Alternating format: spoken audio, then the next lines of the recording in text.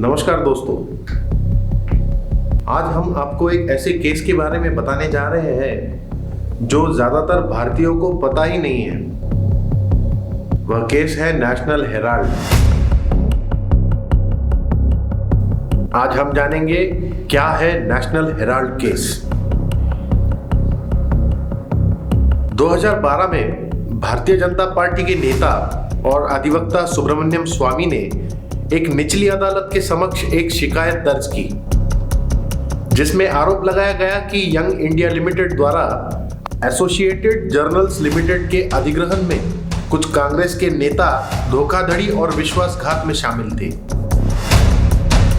उन्होंने ये आरोप लगाया है कि यंग इंडिया लिमिटेड ने नेशनल हेराल्ड की संपत्ति पर दुर्भावनापूर्वक तरीके से कब्जा कर लिया।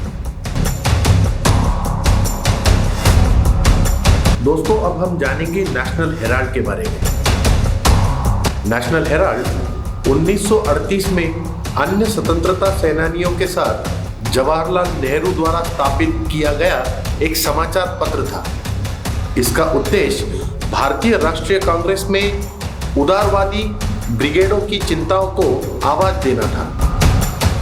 एसोसिएटेड जर्नल्स लिमिटेड द्वारा प्रकाशित अखबार आजादी के बाद कांग्रेस पार्टी का मुखपत्र बन चुका था। एसोसिएटेड जर्नल्स लिमिटेड ने दो अन्य समाचार पत्र भी प्रकाशित किए, एक हिंदी और दूसरा उर्दू में। 2008 में यह पेपर 90 करोड़ रुपए से अधिक के कर्ज के साथ बंद किया गया। अब हम जानेंगे एसोसिएटेड जर्नल्स लिमिटेड के बारे में। एसोसिएटेड जर्नल्स लिमिटेड यानी एजेएल जवाहरलाल नेहरू के दिमाग की उपज थी। 1937 में नेहरू ने अपने शेयरधारकों के रूप में 5000 अन्य स्वतंत्रता सेनानियों के साथ एक फर्म की शुरुआत की। कंपनी विशेष रूप से किसी एक व्यक्ति की नहीं थी। 2010 में कंपनी के 1057 शेयरधारक थे। इसे घाटा हुआ और 2011 में इसकी होल्डिंग यंग इंडिया को हस्तांतरित कर दी गई। एजेएल ने 2008 तक अंग्रेजी में नेशनल हेराल्ड अखबार, उर्दू में कौमी आवाज और हिंदी में नवजीवन प्रकाशित किया। 21 जनवरी 2016 को एजेएल ने इन 3 दैनिक समाचार पत्रों को फिर से शुरू करने का फैसला किया। जानिए यंग इंडिया लिमिटेड के बारे में। यंग इंडिया लिमिटेड की स्थापना 2010 में हुई थी, जिसमें एक निदेशक के रूप में कांग्रेस पार्टी के तत्कालीन महासचिव राहुल गांधी थे। राहुल गांधी और उनकी मां सोनिया गांधी के पास कंपनी के 76% शेयर है, जबकि बाकी 24% कांग्रेस नेता मोतीलाल वोरा और ऑस्कर फर्नांडिस के पास है। कहा जाता है कि कंपनी का कोई वाणिज्यिक संचालन नहीं है। अब देखते हैं एजेएल शेयर्स धारकों के आरोप क्या है। पूर्व कानून मंत्री शांति भूषण और इलाहाबाद एवं मद्रास उच्च न्यायालयों के पूर्व न्यायाधीश मार्कंडेय काटजू सहित कई शेयर्स धारकों ने आरोप लगाया है कि जब यंग इंडिया लिमिटेड ने एजेएल को अधिग्रहण किया था तब उन्हें कोई नोटिस नहीं दिया गया था और उनके पिता द्वारा रखे गए शेयरों को 2010 में एजेएल को उनकी सहमति के बिना स्थानांतरित कर दिया गया था। अब देखिए सुब्रमण्यम स्वामी द्वारा नेशनल हेराल्ड मामले में किसे नामित किया गया है। सुब्रमण्यम स्वामी के नेशनल हेराल्ड मामले में सोनिया गांधी, राहुल गांधी, मोतीलाल वोरा, ऑस्कर फर्नांडिस, पत्रकार सुमन दुबे और टेक्नोक्रेट सैम पित्रोदा का नामजद किया गया है। अब देखिए नेशनल हेराल्ड मामला असल में क्या है। सुब्रमण्यम स्वामी का यह दावा है कि यंग इंडिया लिमिटेड ने 2000 करोड़ रुपए से अधिक की संपत्ति और लाभ हासिल करने के लिए दुर्भावनापूर्वक तरीके से निष्क्रिय प्रिंट मीडिया आउटलेट की संपत्ति को अधिग्रहित किया। स्वामी ने यह भी आरोप लगाया है कि यंग इंडिया लिमिटेड ने 90.25 करोड़ रुपए की वसूली के अधिकार प्राप्त करने के लिए सिर्फ 50 लाख रुपए का भुगतान किया था, जो एजेएल पर कांग्रेस पार्टी का बकाया था। यह राशि पहले अखबार शुरू करने के लिए कर्ज के तौर पर दी जाती थी।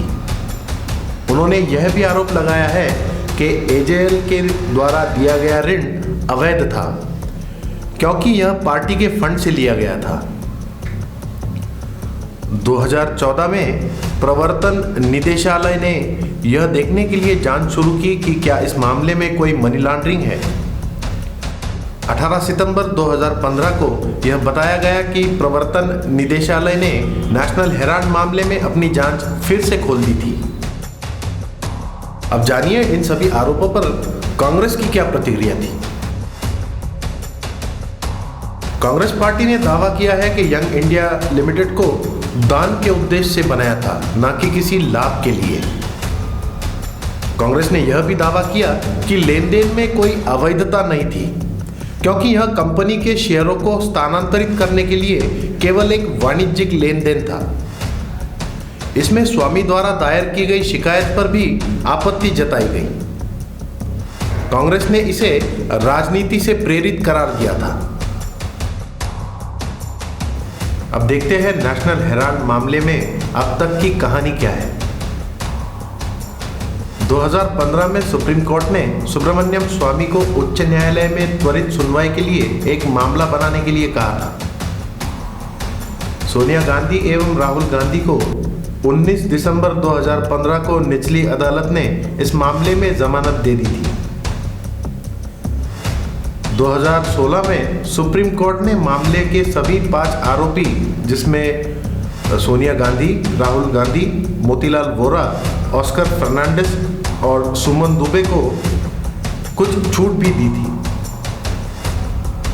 उनके खिलाफ कार्रवाई रद्द करने से इनकार करते हुए उन्हें व्यक्तिगत उपस्थिति से यह छूट दी गई थी।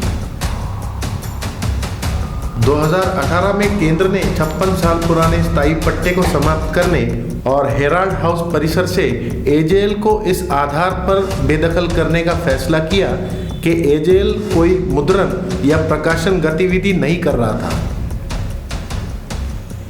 यह एक स्पष्ट उद्देश्य था जिसके लिए भवन को 1962 में आवंटित किया गया था। एलएनडीओ चाहता था कि एजेएल 15 नवंबर 2018 तक कब्जा सौंप दे। बेदखली के आदेश में यह दावा किया गया था कि इमारत का इस्तेमाल पूरी तरह से व्यावसायिक उद्देश्यों के लिए किया गया था। हालांकि 5 अप्रैल 2019 को सुप्रीम कोर्ट ने अगली सूचना तक सार्वजनिक परिसर अधिनियम 1971 के तहत एजेएल के खिलाफ कार्रवाई पर रोक लगाने का आदेश दिया था। दोस्तों, यह मामला अभी तक न्याय की प्रतीक्षा में है। स्वतंत्रता पूर्व अवधि में स्थापित यह कंपनी स्वतंत्र भारत के ताज का गहना थी। हमारे चैनल के माध्यम से इस केस को हमने जनता के समक्ष रखा है। आशा करते हैं आपको हमारी यह जानकारी अच्छी लगी होगी। देश हित में यह जानकारी समर्पित करते हुए आपसे इजाजत चाहेंगे। जय हिंद।